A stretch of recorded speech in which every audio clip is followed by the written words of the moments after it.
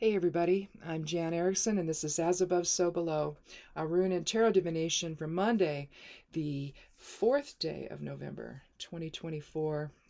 Well, tomorrow's the day.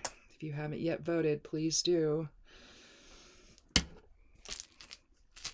It's getting kind of old having to think about saving the world in an election, isn't it?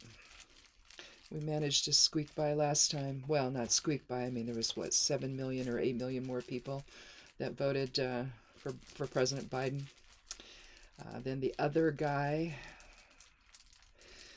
But this one is incredibly significant. So if you haven't yet voted, please do. And we have Othala. Othala is the 24th rune of the Elder Futhark. It's about sacred space. It's about loyalty, tradition. It's the last rune of the Elder Futhark, so in that sense, it's all you've learned throughout the 23 prior runes that the soul learns, and sort of it's kind of the reminders of what's the higher vision of the soul while it's here. Same way with the major arcana in tarot. It's the same sort of idea. But here you're looking at prosperity and balance and loyalty. The sudden release of energy into all of that and manifesting that sort of thing in your life. Peace, inheritance. It can also be possessions, but it can also be the Akashic record of your life. Here you literally have Kenaz. In all directions, both focused within, if I can speak this morning, focused within with Ingus on the top, and you've got Gebo on the bottom. So you've got the concentrated energy with Kenaz focusing inward, the light of spirit, and higher awareness to then manifest all of this in your life. The loyalty, the tradition, the balance, the prosperity, the ancestral heritage, the sacred space of your life, essentially. And how did you do? How did you manifest that? And how are you manifesting that currently in your life?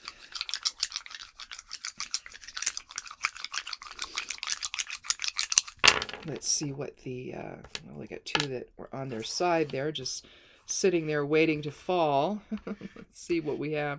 Well, we have poor. And we have, well, I'll have to find those, I guess. Hopefully I'll be able to. Otherwise, I'll be making two new elemental geomancy runes, but they rolled around there somewhere. They're okay. But we have Pur, which is the scattered little boy energy. The youthful energies of geomancy are Pur and Puella or Puea. And it's a various approach to the masculine or feminine approach to being scattered in your focus, but in a youthful way. It's not something that is it's part of the curiosity of life, essentially. It can also indicate that somebody is not ready, an adult is not ready to really embrace that aspect of their life, where they can let go of and on the other hand, you don't want to let go of curiosity, but you want to be able to make progress in what you're doing as well. So eventually you have to start. You have to begin somewhere. And so all of the curiosity, all of the eagerness, all of the lack of impulse control, because you're looking at everything all at once,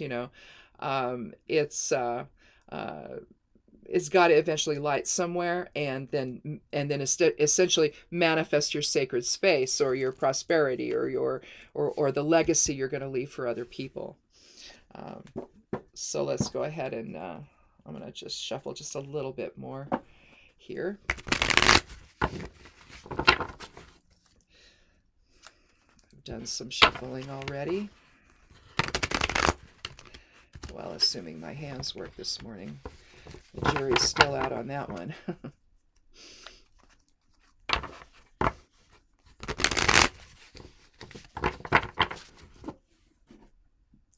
Cut the deck, take the lower half. Well, let's do the numerology first here before we forget. We forget. It's me. I'm the one forgetting. So I said 24 for Othala, plus 2 for the Two of Swords, plus nothing for the King, because the court cards don't have numbers attached to them, plus 6. So we have 32. 2 and 3 is 5. So 5 is the overall numerology. Now 5 generally is about change. It's about protection. It's about freedom versus restriction. There's a little bit of an either orness to it there. Innovation, variety. But if we think about it in terms of protection, protecting what we have with Othala, what we've manifested in our lives, making sure that is safe and secure. Again, if we think about the election, a lot of that is on the line right now, where our security is on the line, because you've got people that are behind the other guy who seem to have this interesting worldview that is telling us, well, we're supposed to have hardship if this happens. If this person wins, there's going to be a period of hardship. Why? So that they make money, and while the rest of us suffer. So there's an issue here of protection with Othala that I think resonates here today. And what are we going to do to manifest that? How are we going to protect ourselves besides our vote?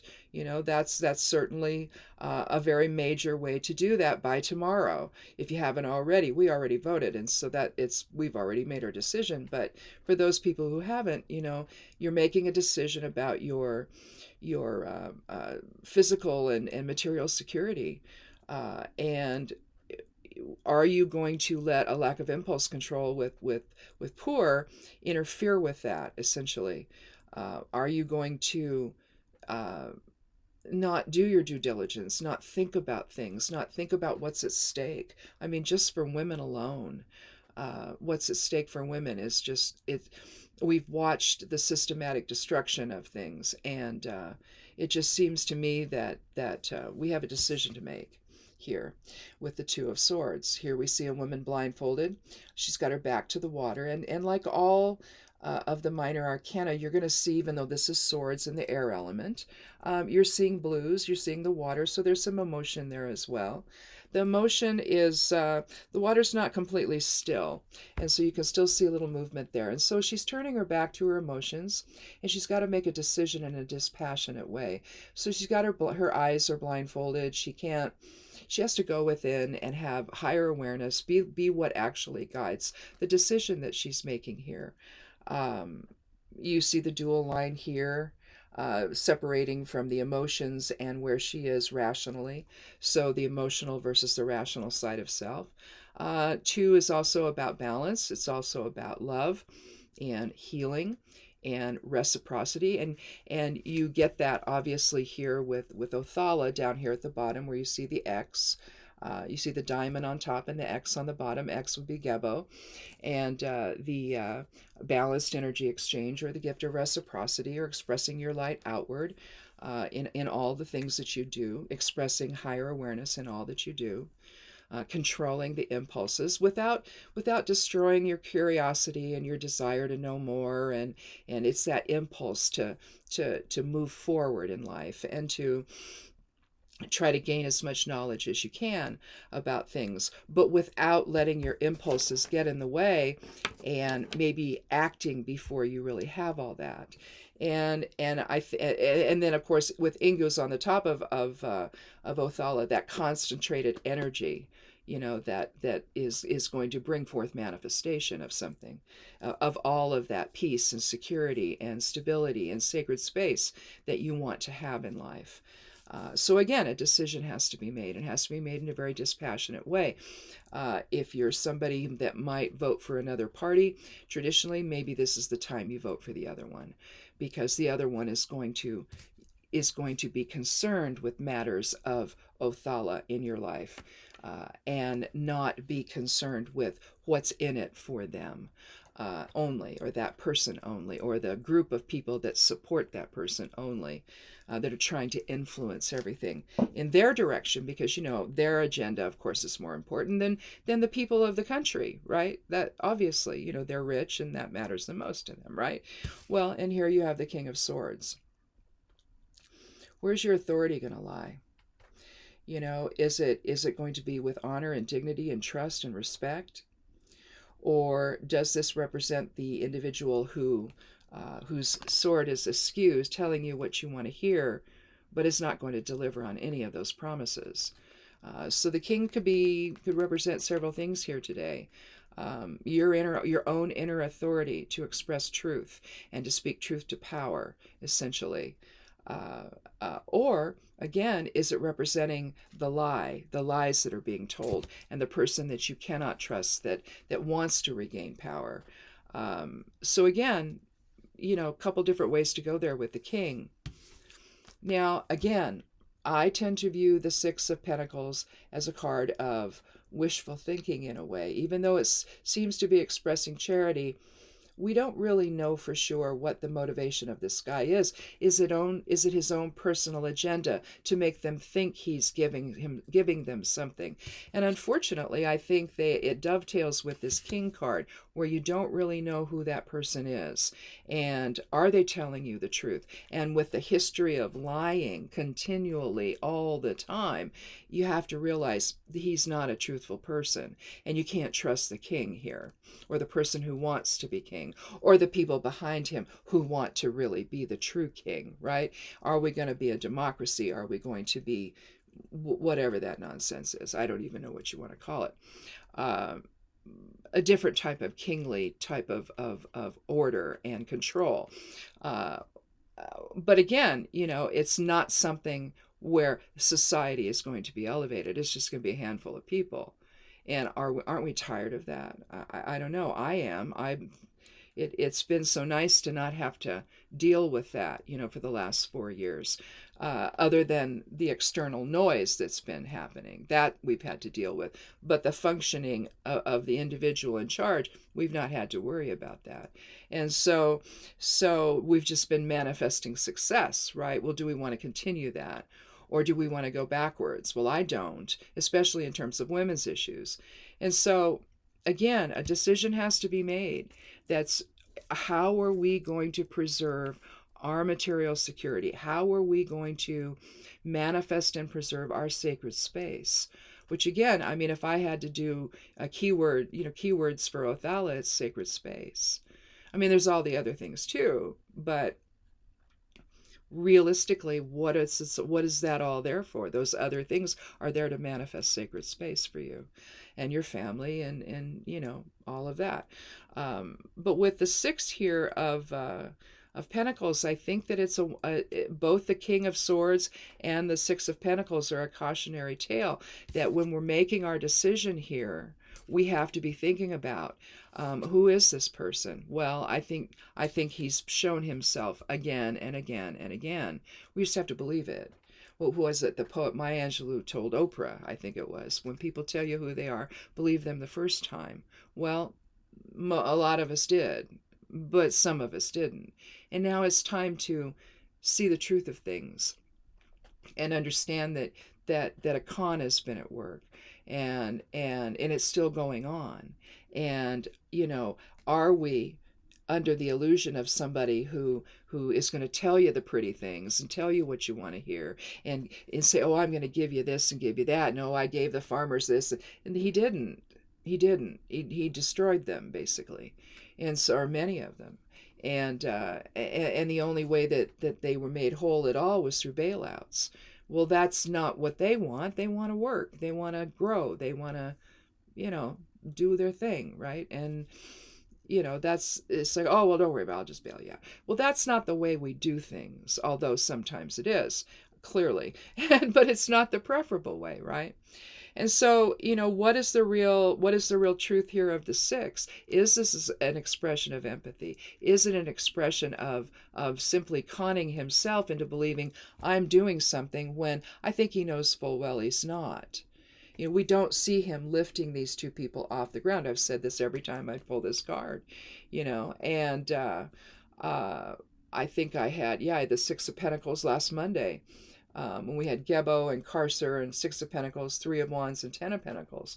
So again, material issues were at sort of in focus on last Monday's reading as well. And then now that we have Othala, this time we had Gebo last Monday. So we're still thinking about how do we integrate together in a way that expresses higher wisdom, and higher awareness, and that gift of reciprocity between one another, where everybody matters instead of just this guy.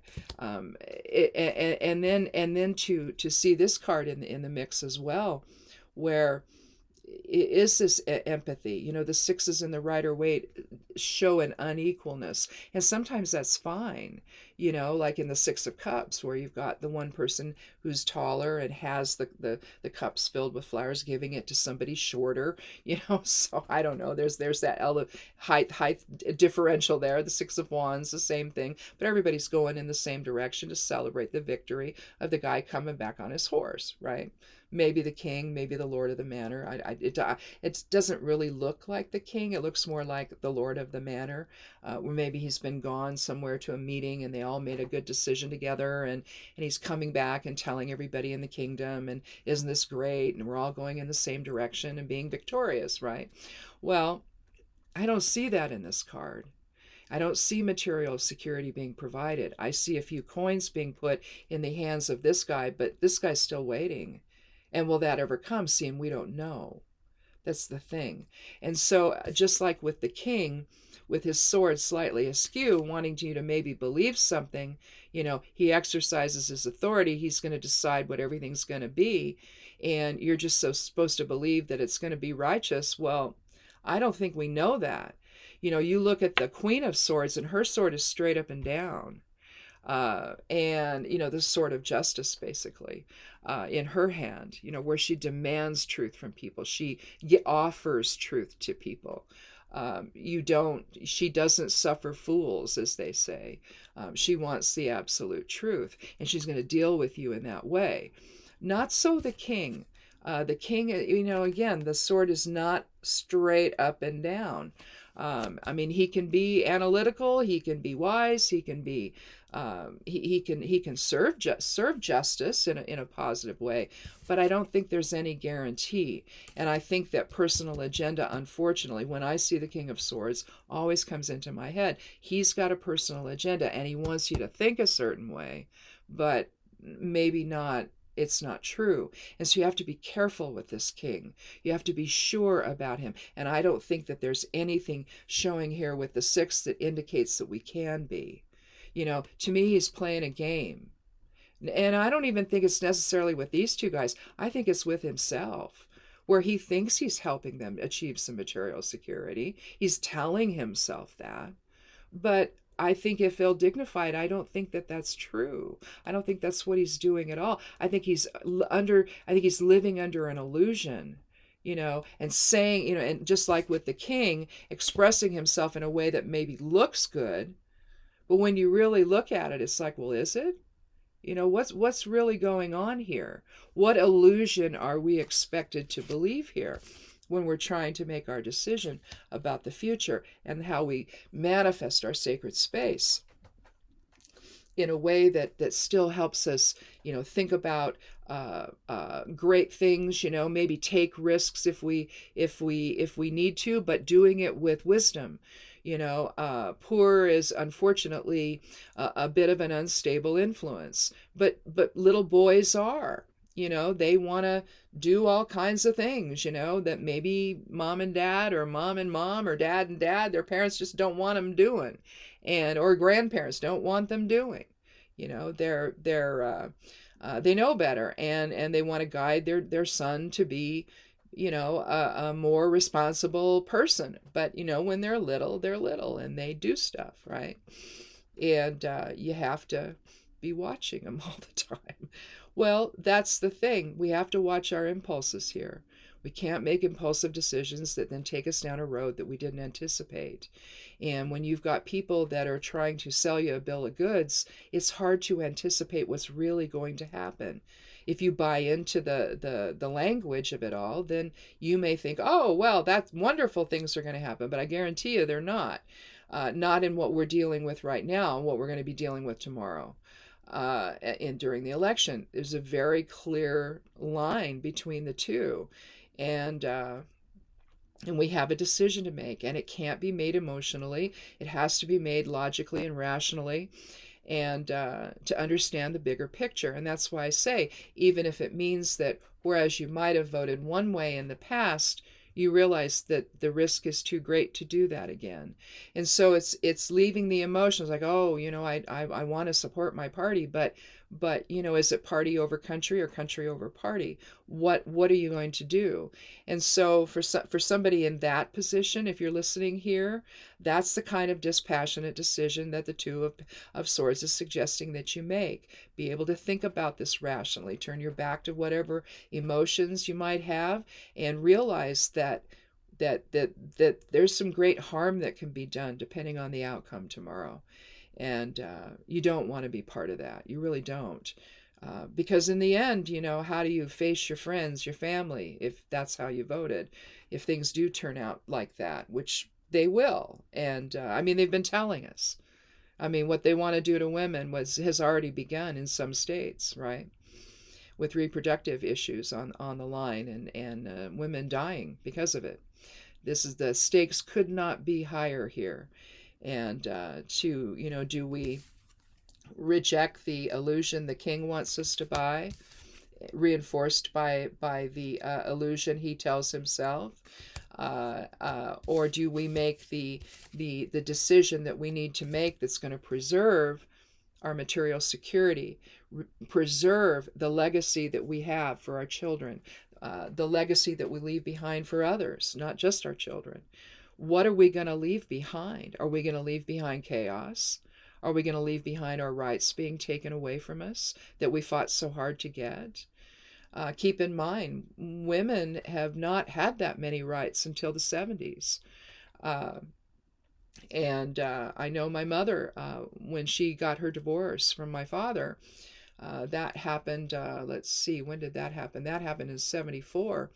Well, she had to have a cosigner just to get a Visa card, because that was still wobbly. The women couldn't own a home. They couldn't buy on their own. They couldn't have credit on their own. It had to be essentially in their husband's name. So just to be able to function, for my mother to do that, she had to go and go to a place that my parents had done business with and explain what was going on. And the owner was a man. He gladly wrote a letter of recommendation, a letter of credit for my mother, and she was able to get a Visa card, and she was able to buy a home. And in the end, before she passed, she had owned 2 separate homes. She moved from there to where we were and spent her last year of her life here in our area. And so she had the ability to do that.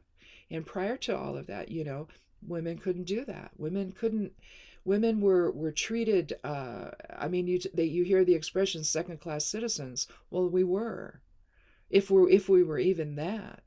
And so, people say, well, why didn't they leave? Why didn't they seek a better life? What life was there to seek when the constraints were on women to not have any rights and to not, it was a miracle we got the right to vote when we did, And so you look at all the work the suffragettes did. You look at all the work that women and the women's movement, the feminist movement, have done to try to secure rights for women, and we're still and still the equal pay issue.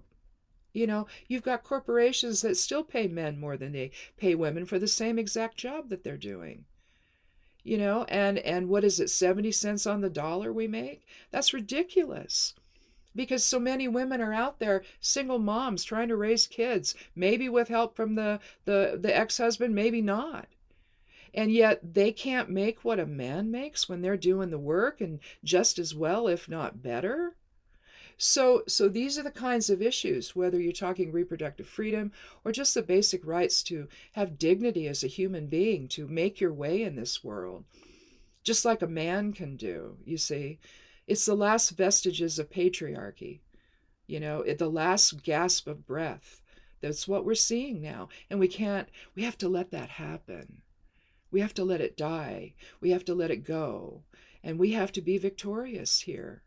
We can't go back to what was, because what was so oppressive, and leaving women and children watching all of this without choices that anyone else, that like they should, their fundamental right as human beings gives them, until the patriarchy decided to come in thousands of years ago and say, well, no, no, no, no, no, no, no, men control everything. It's like, why? Why can't we do this in concert with one another, in unity, in harmony, where we move forward together in balanced energy exchange, in the Gebo aspect of Othala, to manifest our sacred space together, instead of women having to live in fear and children living in fear. And then what do children grow up to be as a result? We fought too hard to go back now. We just can't. We just can't. So, again, when you're making your decision tomorrow, if you haven't already, again, turn your back to all of that fear and use your power, and step into that power and express that power in your vote, and to help keep us moving forward, and to prevent the decay of society that will happen if something else happens tomorrow, because that's what's going to happen. Again, you can't trust this guy and the illusion that he wants to create, that I'm going to do things for you. Oh, but there'll be hardship, the other guy says. There'll be hardship for the... Well, why? Why? Make you feel better? When you're the one that comes out on top, when you're the one that stays the rich billionaire, how do you do that? It just seems like we're at this precipice. Well, we are. It doesn't seem like it. We are. And so keep your impulses under control. Keep your emotions in check. Make the right choice. Make the rational choice for everyone's future here. To know that we can't go back to the kind of nonsense that women had to deal with before, that my mother had to deal with. See, I grew up in that, and never realized as a child what the impact of that was. But when I got into high school and then graduated, I graduated a year early, and in my junior year, and I went on to college right away. And and there, it was on display. And to watch my mother, during her divorce, having to negotiate things like she had to, just to be able to live, and take care of me and my brother. Well, she didn't really have to take care of me, but my brother at least. And to do that on her own, these were uncharted waters. It was scary times, and I didn't really realize it in the middle of it until I got a little bit past it and went, oh boy, because all of the things that could have happened for her didn't. She was able to do what she needed to do. And, can you imagine, no matter what you might feel about abortion, a woman has a right to choose her own health care, and abortion is health care. And there's lots of reasons to have medical procedures that don't involve abortion, but they're the same medical procedures essentially that abortion would be. And where you've got health issues, and to not be able to get the medicines you need to take care of that, and you risk dying. Ectopic pregnancies. Oh yes, just reimplant them. No, you can't. Are they stupid? And so it really is a matter of life and death. It's not hyperbole. It's been a matter of life and death now for the last couple years, as these other states have decided that women's lives don't matter. And it's threatening doctors with arrest and imprisonment if they treat the patient for life-threatening situations. How is that even happening? And yet it is. And again, it's this control that the patriarchy wants to have, this religious, whatever religious stuff that is threaded through all of it. It's a perception that's just not right, and it doesn't elevate anything. It doesn't manifest anything other than heartache and despair and loss. So again, turn your back to any emotions you might have and go into the voting booth and vote for what is going to preserve all that we've built. Because I think the alternative is horrifying. So, anyhow, so much for an election reading today. But I don't know. I think that's what this is saying. We're dealing with a lot of lying, a lot of illusion, a lot of expectation that we're all going to believe it, because the expectation that we're too stupid not to. Well, guess what? We're not. We're a whole lot smarter than that. So we understand the assignment. So anyway, thanks for watching. And again, go vote tomorrow if you haven't. And we'll see you on the other side on Thursday for another edition of As Above, So Below. Be good to yourself, be good to one another, and blessed be.